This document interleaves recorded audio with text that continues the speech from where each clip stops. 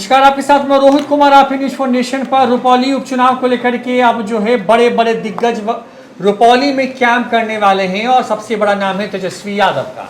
वही तेजस्वी यादव जिन्होंने पूर्णिया लोकसभा चुनाव के दौरान रुपौली में सबसे ज्यादा चुनावी जनसभा, नाइट स्टे और सबसे बड़ी फौज उतारी थी बीमा भारती को जिताने के लिए। बीमा भारती एक बार फिर से जो है इस सीट पर आरजेडी की प्रत्याशी बनाई गई हैं।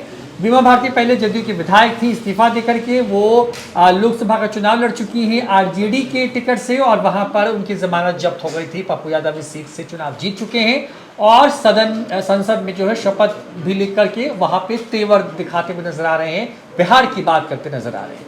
लेकिन पूर्णिया उपचुनाव यानी कि पूर्णिया की सीट पर जो उपचुनाव होना है वहां पर क्या कुछ है, तेजस्वी यादव के जाने से क्या होगा, वहां पर क्या हुआ था जब 24 के लोकसभा चुनाव हुए थे और पूर्णिया के रुपौली विधानसभा सीट का क्या हाल था, कितनी वजनदार है वहां पर बीमा भारती और वहां पर जो जदयू के प्रत्याशी हैं उनको कितना एज है, और तीसरा जो त्रिकोणीय मुकाबला बना रहे हैं वहां पे शंकर सिंह, वो किस तरीके से रोचक बना रहे हैं इस पूरे चुनाव को, बात करने की कोशिश करेंगे। हमारे साथ हमारे सहयोगी देवांशु मौजूद हैं। पहले ये सीट खाली होती बीमा भारती के विधायक पद से इस्तीफा देकर के आरजेडी में जाने की वजह से और यहाँ पे अब चुनाव हो रहे हैं। तेजस्वी यादव के जाने की खबर फिर से सामने आ गई। वही तेजस्वी यादव जिन्होंने इस सीट को अपनी मतलब इस पूरे लोकसभा सीट को जिसके अंदर की विधानसभा है उसको अपनी प्रतिष्ठा की सीट बना ली। सभी विधानसभा के अंदर गए थे, वहां पे नाइट स्टे किया, तमाम लोगों से मिले, पूरी फौज करीब 40 के आसपास में विधायक उतारे थे। क्या लग रहा है जब तेजस्वी यादव फिर से जाने वाले हैं, क्योंकि अभी तो पत्ते खुले नहीं हैं एनडीए की तरफ से कि कौन कौन जाने वाला है वहाँ पे, नीतीश कुमार जाएंगे या नहीं जाएंगे, बीजेपी से कौन जाएगा, ये बहुत साफ नहीं है। लेकिन क्योंकि तेजस्वी यादव वहाँ जा रहे हैं तो क्या तेजस्वी यादव जो कमाल नहीं कर पाए थे कुछ दिन पहले लोकसभा के चुनाव के दौरान, क्या वो कमाल अब कर पाएंगे विधानसभा के उपचुनाव में? वहाँ पे आपने कहा कि अभी एनडीए की तरफ से पत्ते नहीं खोले गए, मुझे लगता है कि नीतीश कुमार जरूर जाएंगे, उनके उम्मीदवार हैं। तेजस्वी यादव ने बीते लोकसभा चुनाव 2024 पूर्णिया में जो है वो 6 चुनावी जनसभा को जो है वो संबोधित किया था और 6 विधानसभा जो आते हैं पूर्णिया लोकसभा क्षेत्र के अंतर्गत सभी विधानसभा को तेजस्वी यादव ने कवर किया था। लेकिन बावजूद इसके हुआ क्या, माहौल इस तरीके से पप्पू यादव के पक्ष में रहा कि जो है वो पप्पू यादव जीत गए और बीमा भारती को महज 27,120 वोट जो है आता है। अब लेकिन ठीक है, लोकसभा चुनाव और विधानसभा के उपचुनाव में मन मिजाज बिल्कुल अलग होता है। लेकिन सवाल यह है कि जो अभी पूर्णिया लोकसभा क्षेत्र के जो हीरो बने हुए हैं इन दिनों, खूब क्रेज जो है उनका जो है वो बढ़ा हुआ, वो क्या करेंगे? वो अभी साइलेंट मोड में है, अब तक साइलेंट मोड में है। इससे पहले भी हमने एक और वीडियो बनाया था, तब भी यही कहा था कि पप्पू यादव साइलेंट मोड में है, बाद में कुछ करे तो करे। और आज के हिसाब से भी जब हम ये वीडियो बना रहे हैं, पप्पू यादव साइलेंट मोड में हैं। वो चाहते हैं कि तेजस्वी यादव फ़ोन करें, कॉल करें तो वो सपोर्ट करने को भी तैयार हो जाएंगे, ऐसा नहीं है। लेकिन बस अभी उनका कोई उम्मीदवार रुपौली में उतरा नहीं है। मुख्य रूप से दिख रहा है कि रुपौली उपचुनाव में जो है वो त्रिकोणीय मुकाबला जो है वो होने जा रहा है, लेकिन मुझे लग रहा है कि त्रिकोणीय है ही नहीं, ये जेडीयू वर्सेस आरजेडी का खेल जो है वो यहाँ पर होगा। शंकर सिंह की पत्नी जो है वो जहाँ भी चुनाव प्रचार कर रही हैं वो पप्पू यादव का नाम ले रही है, लेकिन पप्पू यादव तो उनके साथ ही नहीं है। वो कह रही हैं कि जिस तरीके से निर्दलीय उम्मीदवार पप्पू यादव ने पूर्णिया में जो है वो जीत दर्ज की है तो हम भी जो है वो जीत सकते हैं। हम भी जो है यहाँ से कई दफ़ा जो है वो चुनाव लड़ चुके हैं, हमारे पति और सामाजिक कार्य से जुड़े रहे हैं, तो इस बार हमें वोट दिए। पप्पू यादव का नाम लेकर वो चुनाव लड़ रहे हैं, लेकिन पप्पू यादव उनके साथ है नहीं। ठीक है, इस बार जो हमारे पास खबर है रोहित कि जिस तरीके से बीते लोकसभा चुनाव में पूर्णिया में तेजस्वी यादव ने कैंप किया था, 6 चुनावी जनसभा जो है वो हुआ था और नाइट स्टे भी हुआ था, तो इसी तरीके से आगामी 5 जुलाई को जो है वो तेजस्वी यादव पूर्णिया में रहेंगे, पूर्णिया में चुनावी जनसभा को संबोधित करेंगे और 5 तारीख को रात को भी जो है वो पूर्णिया के रुपौली में आप कह सकते हो कि रहेंगे और अगले दिन भी उनका कार्यक्रम है, क्योंकि 2 दिवसीय कार्यक्रम जो है वो हमारे सोर्सेस बता रहे हैं कि कार्यक्रम तेजस्वी यादव का रुपौली में लग चुका है, यानी कि 2 दिन कैंप करेंगे बीमा भारती के लिए। अभी बीमा भारती क्या कर रही है, किस तरीके से प्रचार हो रहा है, तो तेजस्वी यादव ने अपने कई विधायकों और एमएलसी को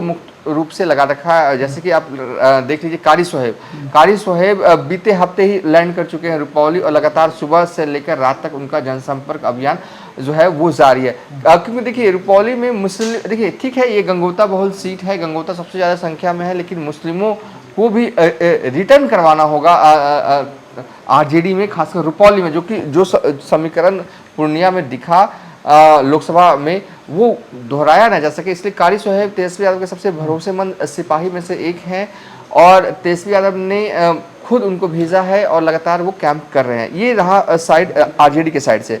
अब जेडीयू के साइड में क्या चल रहा है, तो जेडीयू के साइड से भी अगर देखें तो कलाधर मंडल जो है वो उम्मीदवार हैं और लेसी सिंह लगी हुई हैं हर हाल में उनको जितवाने के लिए। थोड़ा सा एक और फैक्ट्स एंड फिगर हम यहाँ पर रखना चाहेंगे न्यूज़ फॉर नेशन के दर्शकों को। हालांकि ये facts and figure Purnia Lok Sabha चुनाव 2024 का है, लेकिन इस फैक्ट्स एंड फिगर में भी बहुत कुछ छुपा हुआ है कि रुपौली उपचुनाव में होने क्या जा रहा है, हिडन है। देखिए 6 विधानसभा आते हैं, ठीक है रोहित, कोढ़ा में पप्पू यादव जो है वो 71-95 वोट से संतोष कुशवाहा से आगे रहते हैं। पूर्णिया सदर में भी पप्पू यादव जो है करीब 49,089 वोट से संतोष कुशवाहा से आगे रहते हैं। हाँ, विधानसभा वाइज ये आंकड़े दिखा रहे हैं। पूर्णिया लोकसभा क्षेत्र में 6 विधानसभा हैं और हर विधानसभा वाइज अगर देखें तो कौन आगे था उस वक्त, ठीक है। बनमनखी में देखें तो पप्पू यादव संतोष कुशवाहा से 13,215 वोट से आगे थे। अब चलते हैं कस्बा में पप्पू यादव 32,731 वोट से संतोष कुशवाहा के मुकाबले आगे जो है वो रहे। कस्बा के विधायक कौन है, तो कांग्रेस के अशफाक करीम विधायक हैं जो लगातार 2005 से विधायक रहे। यानी कि इस आंकड़े को देखें तो लगता है कि कांग्रेस वालों ने पप्पू यादव को सपोर्ट कर दिया क्या, हालांकि ये कह नहीं सकते। अब चलते हैं धमदाहा, जहां पर जो है वो लेसी सिंह वहां की विधायक हैं धमदाहा की, तो वहां पर संतोष कुशवाहा 14,690 वोट से आगे रहे। यानी कि लेसी सिंह के गढ़ में पप्पू यादव का सिक्का नहीं चला। ये 2024 का है। अब चलते हैं रुपौली में क्या हुआ था। जब लोकसभा चुनाव पूर्णिया में हुए तो रुपौली के विधानसभा के लोगों ने किसे अपना भरोसा जताया था, पप्पू यादव पर भरोसा जताया था या संतोष कुशवाहा पर भरोसा जताया। ये फैक्ट बड़ा इंपॉर्टेंट रखता है। तो संतोष कुशवाहा को 97,400 जो है वो 70 वोट आए थे, तो पप्पू यादव को 72,718 वोट आए थे और संतोष कुशवाहा 24,751 वोट से आगे थे। मतलब कि रुपौली विधानसभा में जो है वो लोकसभा चुनाव में जब हुए पूर्णिया में तो संतोष कुशवाहा आगे थे। अगर इस फैक्ट्स एंड फिगर को देखें तो एज जेडीयू को जाता है मतलब कि ये बहुत ही इंपॉर्टेंट है। बीमा भारती को तो मैं यहाँ पे फैक्ट्स फिगर रख नहीं रहा हूँ क्योंकि बीमा भारती को अगर 10,000 वोट यहाँ पर आए थे। रुपौली में संतोष कुशवाहा जो है वो लीड जो है वो किया था, यानी कि जेडीयू का वोट वहाँ पर है। और संतोष कुशवाहा को कुल वोट कितने आए थे रुपौली में विधानसभा में 97,469 वोट्स आए थे। मतलब कि इतने वोट जो है वो संतोष कुशवाहा यानी कि जेडीयू के उम्मीदवार लाने में सफल हुए। अब चलते हैं उपचुनाव हो रहे हैं, जेडीयू आरजेडी और तीसरे निर्दलीय उम्मीदवार। मुख्य तौर पर जो निर्दलीय उम्मीदवार हैं वो शंकर सिंह, वो राजपूत समाज से आते हैं, वो थोड़े बिछड़ते हुए नजर आ रहे हैं क्योंकि अब बड़े बड़े नेता अब कूदेंगे। तो आरजेडी की तरफ से तेजस्वी यादव कूदने वाले हैं। 5-6 तारीख को 2 दिन का कार्यक्रम लग चुका है। हो सकता है कि एक आदमी और बढ़ जाए तो कोई बड़ी बात नहीं होगी। और अगर एनडीए के साइड से अगर देखें तो एनडीए के अभी कोई बड़े नेता वहाँ पर कोई कार्यक्रम नहीं लगा, लेकिन आखिरी मोमेंट जैसे जैसे वक्त चढ़ेगा 1 जुलाई आएगा, उसके बाद बड़े बड़े नेता जो हैं वो प्रचार करेंगे। अभी जो है वो विधायक और स्थानीय हफ्ता जो है वहाँ पे प्रचार वाला होगा। हाँ, 1 हफ्ता जो है वो प्रचार वाला होगा रोहित। और ऐसे में ये नहीं कह सकता कि बीमा भारती कमजोर है क्योंकि बीमा भारती के पति जो हैं अब इस बार बाहर हैं।